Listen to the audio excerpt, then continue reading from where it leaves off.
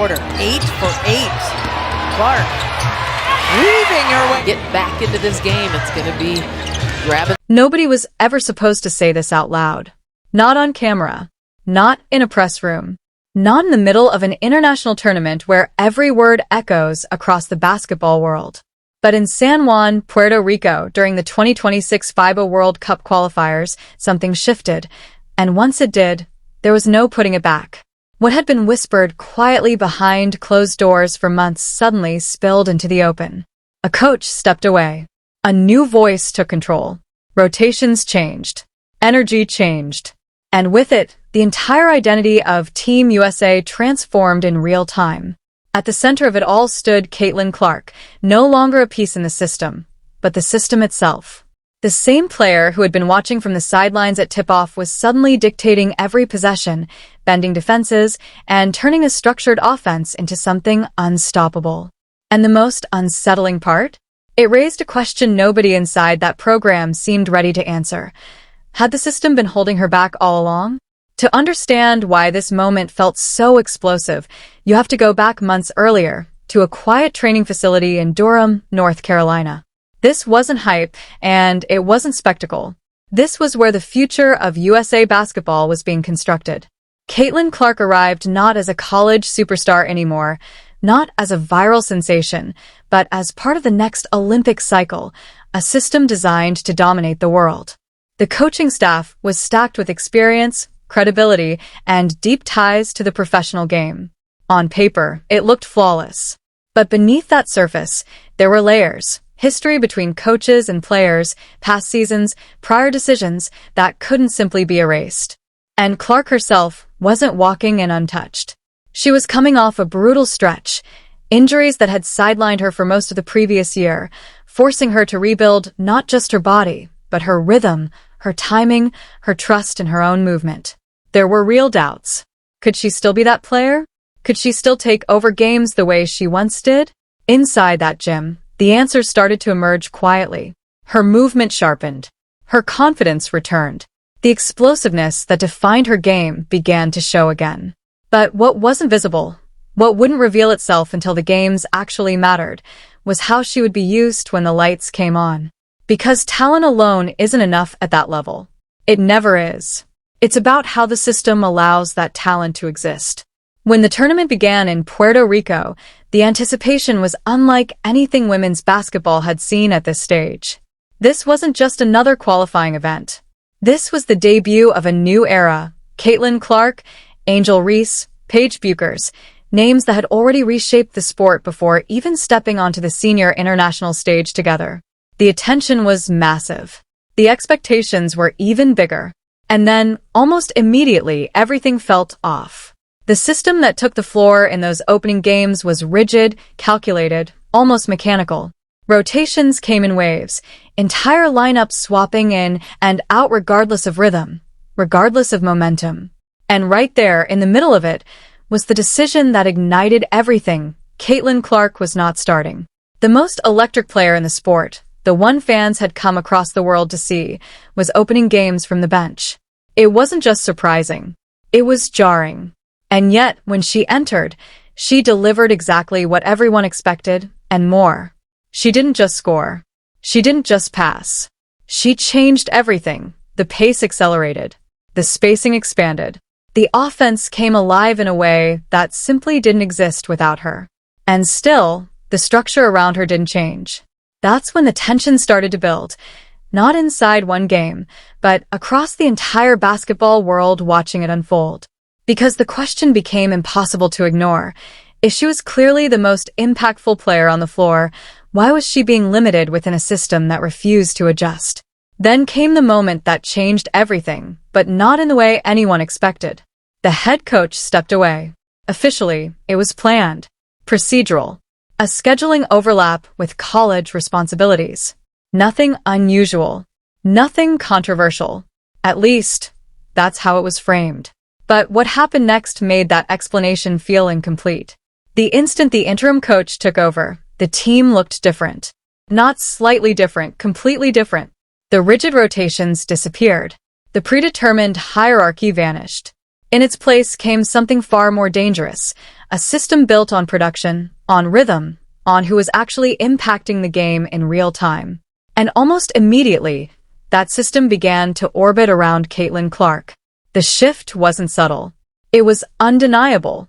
In a game where the starting lineup struggled to generate anything, stalled possessions, predictable movement, a defense that had already figured them out, it took just one substitution to flip everything. Clark checked in, and within minutes, the entire geometry of the game changed. The same defense that had looked comfortable suddenly couldn't keep up. Passing lanes opened. Shooters found space. The tempo exploded. Points came in waves. It wasn't just improvement, it was transformation. The numbers told part of the story, but what mattered more was how it looked. This was a different team. A more dangerous team. A team that finally made sense. And then came the part nobody could ignore. The words afterward. No deflection. No carefully crafted messaging. Just a clear acknowledgement that roles needed clarity, that systems needed to adapt, and that the offense had to be built around the players who actually drove results. It wasn't framed as criticism, but it didn't need to be. The implication was already clear. What had been happening before wasn't working. And just like that, the conversation changed. What started as quiet speculation turned into a full-blown debate. Was Caitlin Clark being held back? Was the system prioritizing balance over effectiveness? Was the hesitation to fully unleash her game costing Team USA its true ceiling? Because once you've seen what happens when that kind of player is given control, when the restrictions fall away and the offense runs through her completely, you can't unsee it. And that's what made this moment so powerful. It wasn't just about one game or one rotation change or one coaching decision. It was about the realization that everything might have been different all along. What he said didn't sound explosive at first. There was no shouting, no dramatic accusation, no headline-ready quote crafted to go viral. But the weight of it hit instantly. He stood there and calmly explained that this team performed at its highest level when there was structure, when players understood their roles, when responsibilities were clear, and when the system was designed to maximize elite talent instead of distributing opportunities evenly just for the sake of balance. It was measured. It was controlled. And yet, for anyone paying attention, it landed like a thunderclap. Because in that moment, without ever directly naming it, he confirmed what the numbers, the eye test, and the growing frustration from fans had been signaling all along. The previous approach hadn't been unlocking Caitlin Clark. It hadn't been built to fully empower the most dynamic playmaker on the floor. He didn't turn it into criticism. He didn't make it personal. But he chose clarity over comfort, evidence over hierarchy, and in the world of international basketball, where every word is carefully filtered to protect relationships and internal politics, that kind of honesty is rare. The basketball world didn't need him to say more. They understood exactly what he meant. And from that point forward, everything changed. The next game didn't just feel different. It looked like an entirely different team had taken the court. This wasn't a subtle adjustment or a minor tweak in rotation. This was a complete rewrite of how Team USA operated. For the first time in the entire tournament, Caitlin Clark wasn't waiting on the sidelines, trying to create impact in limited minutes. She was on the floor from the opening tip, placed exactly where her talent demanded, at the center of everything. And the result was immediate, overwhelming, and impossible to ignore. The offense didn't just improve, it exploded. The ball moved with purpose. Players cut with intent. Spacing opened up in ways it hadn't before. Every possession had rhythm, flow, and direction. And at the heart of it all was Clark, orchestrating everything with a level of control that made the earlier games feel almost unrecognizable in comparison. She wasn't forcing the game anymore. She was dictating it. Every pass, every read, every decision came faster than the defense could react. It wasn't just effective, it was dominant. What made it even more striking was how natural it looked, as if this version of the team had been there all along, just waiting to be unlocked. The contrast was so sharp that even casual viewers could see it immediately. This wasn't about one player having a good game. This was about what happens when a system finally aligns with its most powerful piece. And then, just when it seemed like the ceiling had already been reached, another move sent everything into overdrive. He put Caitlin Clark and Paige Bueckers on the floor together. For months, Fans had imagined what that combination might look like. Two elite playmakers. Two players capable of scoring from anywhere, creating angles that don't seem to exist, and seeing passes that most professionals wouldn't even attempt. But imagining it and actually witnessing it are two completely different things. Because when it happened, it wasn't just effective, it was overwhelming. Defenses didn't have answers. They couldn't. Every decision became a gamble. Commit to Clark, and Buchers would find space. Shift toward Buchers, and Clark would attack with a clear path. Help defense broke down before it could even fully form. Passing lanes opened instantly. Shooters found themselves wide open without needing to fight for position. The game became a constant chain reaction of impossible choices for the opponent, and every choice led to the same outcome. Another breakdown, another score, another moment where the defense was simply outmatched. It wasn't an experiment. It wasn't a curiosity. It was a weapon. And it worked so well, so consistently, that it erased any lingering doubt about what this team could be when built around its most dynamic creators. But as overwhelming as that version of Team USA looked, there was still a deeper layer to this story, one that couldn't be ignored. Because stepping back, it's important to understand that the original approach wasn't born out of sabotage or bias. It came from a philosophy that has long existed in international basketball. Early tournaments are often used to evaluate combinations, to test chemistry, to figure out how different pieces fit together over the long term. Rotations are fluid. Roles are not immediately defined. The goal isn't just to win in the moment, it's to build something sustainable for the future.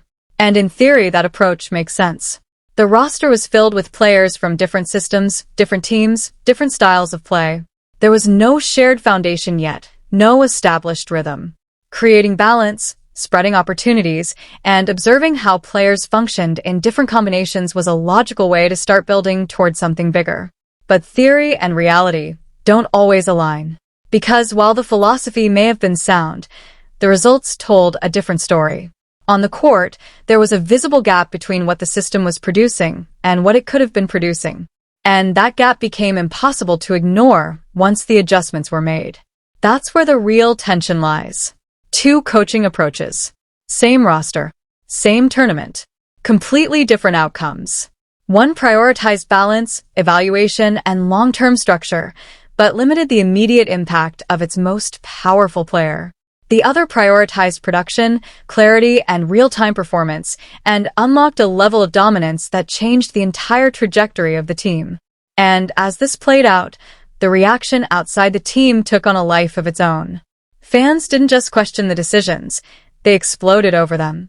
Social media turned into a storm of theories, accusations, and breakdowns of every visible detail. People analyzed body language, interactions, sideline moments, searching for signs of tension, for hints that something deeper was happening behind the scenes. Old narratives resurfaced. Past decisions were pulled back into the spotlight. Every previous moment involving Clark and the broader system was suddenly re-examined through this new lens. Whether any of those theories held truth didn't even matter anymore, because perception had already taken hold. And what made everything even more powerful was that the response from inside the team didn't come in the form of arguments or denials. It came through actions, through adjustments, through results that spoke louder than anything that could be said in a press conference. The wins stacked up. The margins grew. The numbers became impossible to dismiss. Clark didn't just contribute, she led. She controlled the tempo, dictated the pace, and consistently created advantages that no defense could fully neutralize. Her impact wasn't limited to scoring or passing. It extended to every part of the game. The team functioned differently with her at the center, and the data backed it up in every possible way. This wasn't a brief flash of brilliance. It was sustained dominance across an entire tournament, against disciplined international defenses that had studied her, prepared for her, and still couldn't contain her. And now everything moves forward. Because what happened in Puerto Rico wasn't just a moment. It was a revelation. The blueprint is there. The evidence is undeniable. The question is no longer about potential or projection. It's about choice. Will the system fully evolve to match what Caitlin Clark has already proven she is? Or will there be another attempt to contain something that has shown, repeatedly, that it cannot be contained? Because the next stage is coming. The lights will be brighter.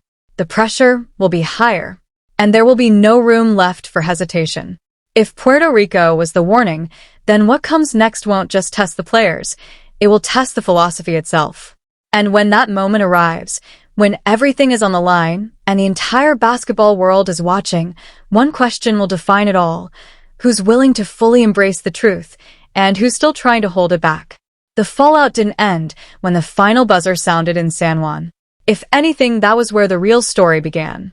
Because once the games were over, once the box scores were printed and the highlights circulated across every platform, the conversation shifted from what happened to why it happened. And that question refused to go away.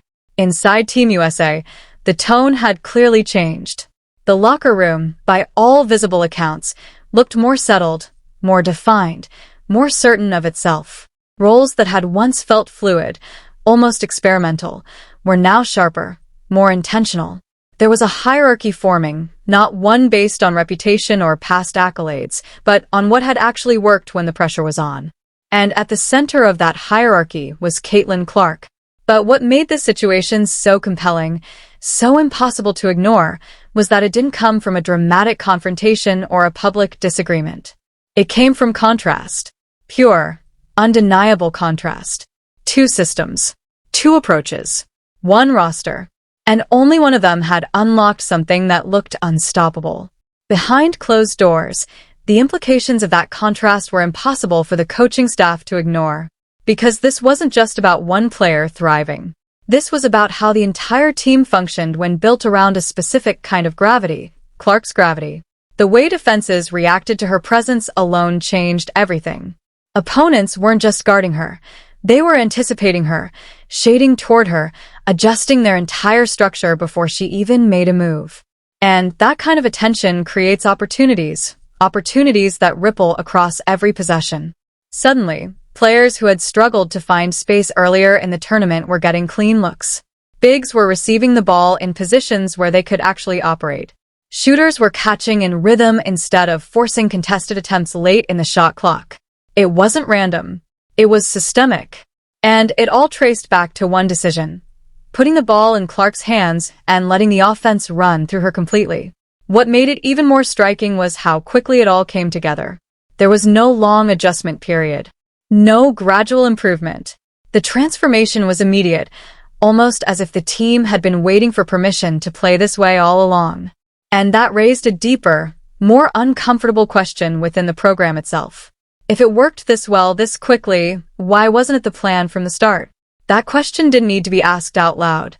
IT was already hanging in the air. For the players, the shift brought clarity, but also a new kind of pressure. Because with clarity comes expectation. There was no more ambiguity about roles, no more safety in shared responsibility. The system had a focal point now, a clear engine, and that meant everything flowed through it. For Clark, that meant stepping into a level of responsibility that few players ever experience on this stage. Not just initiating the offense, but controlling the emotional rhythm of the team.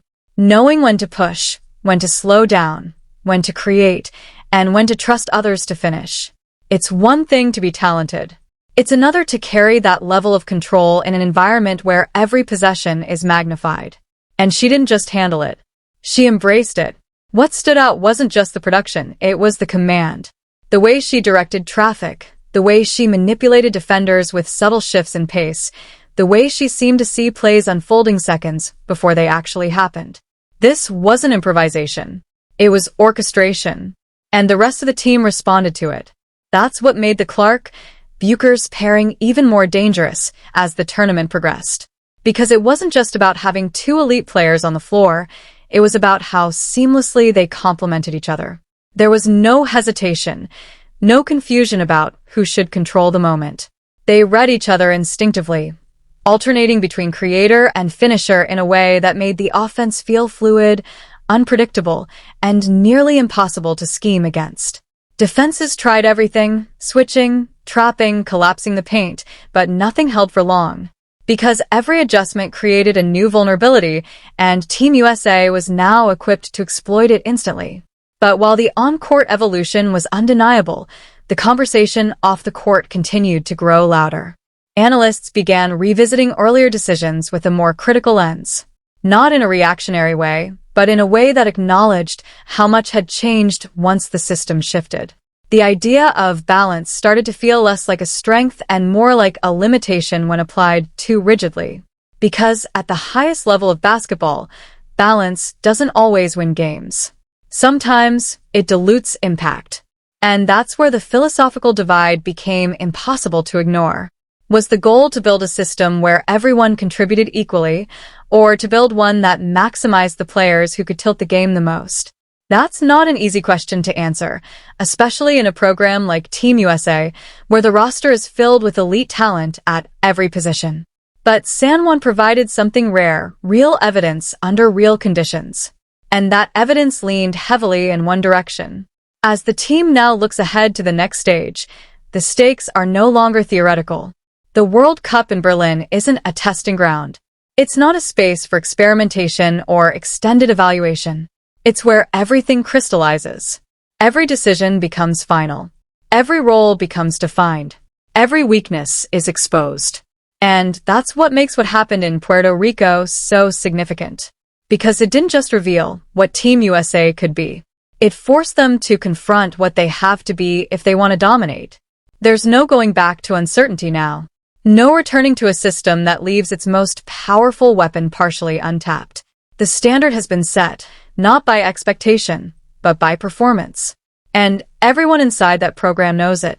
The coaches know it. The players know it.